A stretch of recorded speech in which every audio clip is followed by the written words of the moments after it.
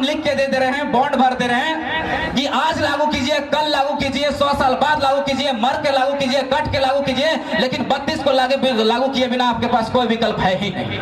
कोई कहता है कि 1932 एक प्रोपेगेंडा है, एक साजिश, एक षड्यंत्र है, तो उससे एक सवाल कीजिएगा कि अगर आप ही बता दीजिए कि झारखंडियों को कैसे आइडेंटिफाई किया जाएगा, कैसे परिभाषित किया जाएगा। हम लोग वोटर कार्ड बनाते हैं किस लिए? कि हम लोग मतदाता हैं, मतदान कर सकते हैं। आधार कार्ड इसलिए बनाते हैं कि हम लोग गिरिडीह जिला के ये जो पंचायत है उसका हम निवासी हैं। क्या उससे आइडेंटिफाई हो जाएगा, परिभाषित हो जाएगा कि झारखंडी कौन है? नहीं परिभाषित होगा। तो परिभाषित करने के लिए, आइडेंटिफाई करने के लिए तरीका क्या है? उसका एकमात्र विकल्प है 1932।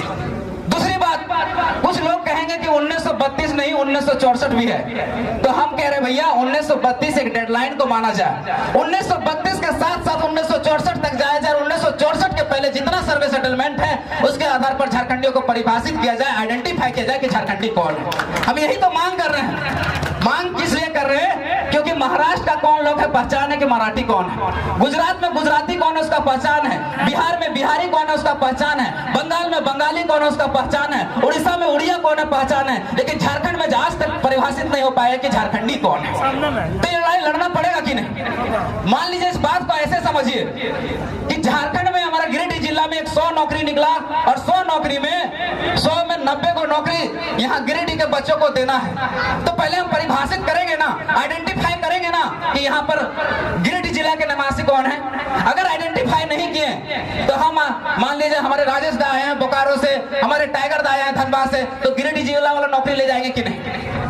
ले जाएंगे कि नहीं? आप देखिए ये आईडी कार्ड है। क्या आईडी कार्ड है? यहाँ पर बहुत सारे वॉलंटियर एक आईडी कार्ड लगाए हुए हैं। किस लिए? क्योंकि वो पहचान है, वो वॉलंटियर है। लेकिन झारखंडियों का क्या पहचान है हमें बता दीजिए। कोई पहचान है? नहीं पहचान है। वही लड़ाई है 1932 की। और अब लोग कुछ कहेंगे कि 24 साल के दरमियान हम विधायक बनाए, सांसद बनाए, हमारा बदलाव क्या हुआ? सही बात, कुछ नहीं बदला हुआ। ये लोग बात करता है भाषा का, ये लोग बात करता है क्षेत्रवाद का, ये लोग बात करता है झारखंड के संस्कृति का, तो ये लोग सांसद बन के क्या करेगा? तो बता देना चाहते हैं भैया एक बहुत ज्यादा टेक्निकल प्रॉब्लम है। 1932 को लागू करने की बात कही गई है, उसमें एक 9वीं अनुसूची का जिक्र छेड़ा गया। 9वीं अनुसूची माने संविधान में संशोधन, संविधान का अनुच्छेद 367 में संविधान में संशोधन। अब उसमें संशोधन कौन करेगा? आपका सांसद करेगा। आपके पास सांसद कितने हैं? 14 सांसद हैं। अब कहोगे भैया एक बिल को पास करने के लिए 272 सांसद की जरूरत पड़ती है, हमारे पास 14 सांसद है, तो संशोधन होगा कैसे? बहुत बड़ा टेक्निकल प्रश्न है आपके पास। तो उसको कहिएगा ये 1932 का खतियान जो है पहले भी संवैधानिक था। जब हमारा 66वां संविधान संशोधन 1990 में हुआ था तब हमको इसको 9वीं अनुसूची में जोड़ा गया था, मतलब संवैधानिक है। तब भी हमारे पास 5 सांसद थे, लेकिन ये नियम, ये कानून उस दिन संवैधानिक हुआ तो आज भी 1932 संवैधानिक होगा।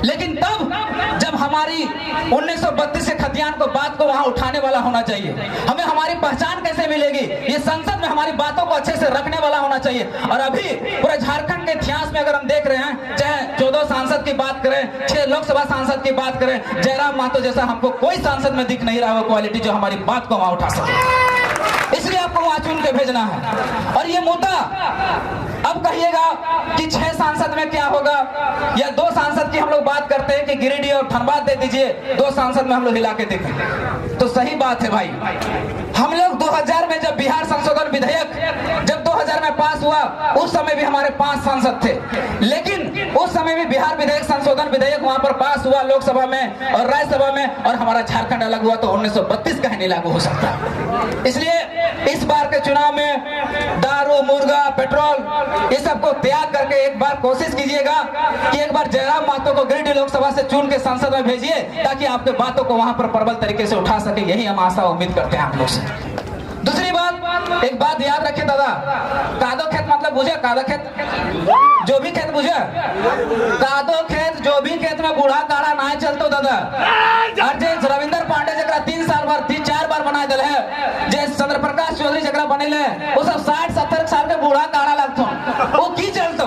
इसलिए जो भी खेत चलाना हो तो बूढ़ा काड़ा ना, नावा काड़ा लाना 30 साल के, बूढ़ा काड़ा ना चलतो। और एक बात याद रखिए, खखरी बुनले धान ना बवे को, खखरी बुझे?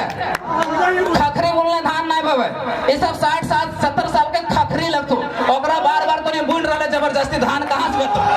इसलिए हाइब्रिड धान लान लिए, अबरी हाइब्रिड एक लुआ धाना लान लिए, अगर छिटवे ना अरे बूढ़ा काड़ा ना जवान काड़ा लगो खच खच खच खच खाता जब तो खेती कर दे तो विकास कर दे तो। इसलिए दारू मुर्गा पेट्रोल इसने हमारा जिंदगी को बहुत बर्बाद किया।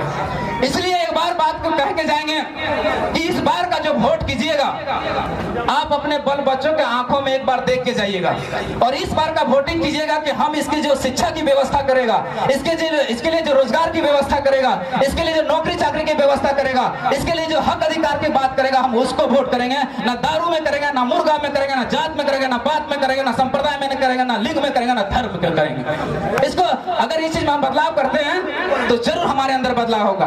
हम क्या करते हैं कि हम जब वोट देने जाते हैं तो दारू देख के वोट देते हैं, मुर्गा देख के वोट देते हैं, कभी ये चीज देख के नहीं देते हैं कि कभी शिक्षा हमारे बाल बच्चों को कैसे मिलेगा, रोजगार कैसे मिलेगा, नौकरी कैसे मिलेगा। और जब वोटवा खत्म हो जाता है तब हम लोग सोचते हैं कि हमारे बचवा पढ़िए रहा, हमारे बेटिया के इलाजे ना भेल, हमारे बचवा नौकरी ना लगे। तो नौकरी कहाँ से लागतो भैया? 5 साल तो दारू मुर्गा में काट ले, अपन पैसा पील है, एक दिन में तो पैसा पील है, और बाद में खोजबे कि हमारे विकास ना हो। विकास कहाँ से बेतो? इसलिए एक बार त्याग के भावना लाना।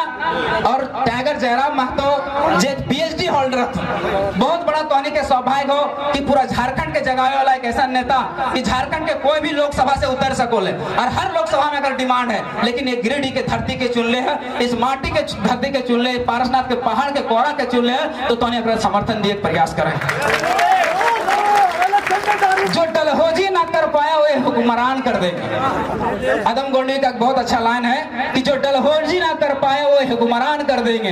ये सुबह उठ के वंदे मातरम गाने वाले, ये सुबह उठ के वंदे मातरम गाने वाले अगर इनको मौका मिले तो ये राज्य को भी नीलाम कर देंगे। आज 24 साल के झारखंड में देखिए झारखंड का दुर्दशा क्या है। अगर शिक्षा को उठा के देखे तो भारत के सबसे खराब शिक्षा व्यवस्था झारखंड की है।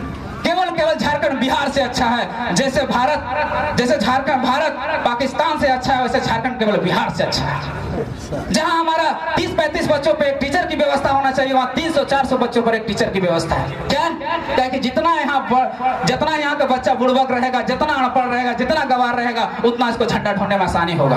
हमारी युवा पीढ़ी से अपील करते हैं, जब भी लोग चुनाव आता है तो कहता है फलना पार्टी जिंदाबाद, ढकना पार्टी जिंदाबाद, हरा झंडा जिंदाबाद, लाल झंडा पार्टी जिंदाबाद। अरे भैया काहे के जिंदाबाद? तुम्हारा बाल बच्चा का जिंदाबाद कैसे होगा उस पे सोचो, तुम्हारे माँ बाप का जिंदाबाद कैसे होगा उसको सोचो। सुदीप सानू को तुम जिता दिए, तुम सुदीप सानू को जिता दिए, उसका बाल बच्चा का जिंदाबाद हो गया, 500 करोड़ का संपत्ति जमा कर लिया। अरे तुम्हारा जिंदाबाद हुआ क्या?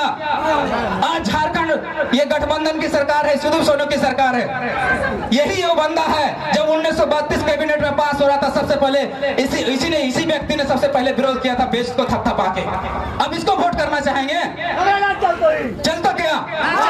इसकी सरकार 2019 में बनी, उस समय बेरोजगारी दर 12% थी, अभी बढ़कर 18% हो गई है। इन्होंने कहा था कि हम हमारी सरकार जैसे बनेगी हम खतियान आधारित स्थानीय नीति बनाएंगे, नियोजन नीति बनाएंगे, 25 करोड़ तक की जो टेंडर होगी वो झारखंडियों को देंगे, 75% नौकरी यहाँ के स्थानीयों को देंगे, 5 लाख नौकरी देंगे। क्या एक भी मैनिफेस्टो उनकी पूरा हो सकी है? पूरा हो सकी है? क्या आप बता दीजिए। क्या इतने आमने सामने में कंपनियां हैं, किसी एक आदमी को उठा देखिए, 100 को देख लीजिए, 100 में 25-75 हो क्या हमारे लोग हैं? हमारे लोग हैं? तो फिर इनको क्यों चुन रहे भाई? इस खखरी धान को क्यों चुन रहे हैं? गलती हुआ है, इसमें सुधार कीजिए जिस तरह से हो, और टाइगर जयराम महतो को चुनने का प्रयास कीजिए। बेरोजगारी की बात करते हैं, ये लड़ाई युवाओं की है, तो समझिए हम लोग को किस तरह से शोषण किया जा रहा है। समय के ध्यान रखते हुए हम थोड़ा सा बात करते हैं स्थानीय नीति की। देखिए कोई भी राज्य हो, भारत का 28 राज्यों में अगर नौकरी देना है, रोजगार देना है, तो जो सबसे पहला चीज होता है वो स्थानीय नीति और नियोजन नीति होता है। और झारखंड का दुर्भाग्य है कि 15 साल शासन करने वाला बीजेपी और 6-7 साल शासन करने वाला जेएमएम की सरकार आज तक स्थानीय